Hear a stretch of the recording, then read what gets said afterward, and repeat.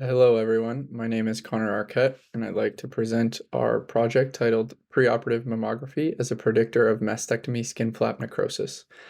Mastectomy skin flap necrosis poses a difficult challenge for the reconstructive surgeon.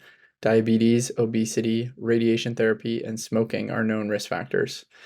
Mastectomy skin flap necrosis occurs when the metabolic demand of the tissues is greater than the blood supply.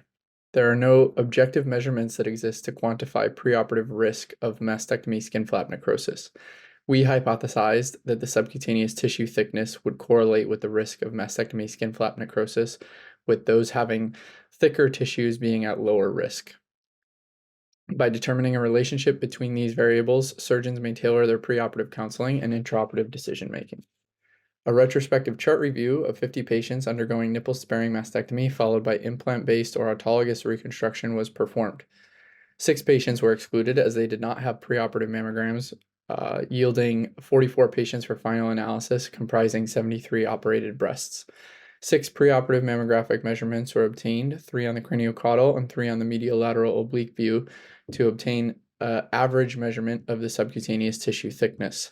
These representative images can be demonstrated in the results section in the center of the poster.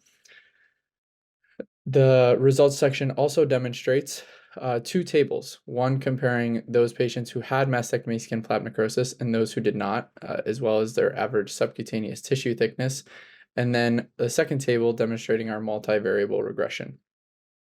Overall, 26 patients and 38 breasts experienced mastectomy skin flap necrosis. The average subcutaneous tissue thickness was 5.6 millimeters in those with mastectomy skin flap necrosis compared to 6.4 millimeters in those without. On multivariable regression, subcutaneous thickness, BMI, and smoking status were found to be predictive of mastectomy skin flap necrosis. Overall, we concluded that subcutaneous tissue thickness was predictive of mastectomy skin flap necrosis, with a statistically significant finding of those with a thicker tissue being at lower risk for developing necrosis. Additionally, this was proof that preoperative mammography serves as an effective measurement tool to measure the subcutaneous tissue thickness preoperatively. Future directions from this project will be aimed at eliciting an absolute value for tissue thickness below which mastectomy skin flap necrosis can be reliably predicted, and to also develop a validated measurement tool that can predict which quadrant of the breast is at the highest risk for mastectomy skin flap necrosis, and aim to provide a higher detail of granularity as to the specific location of potential necrosis.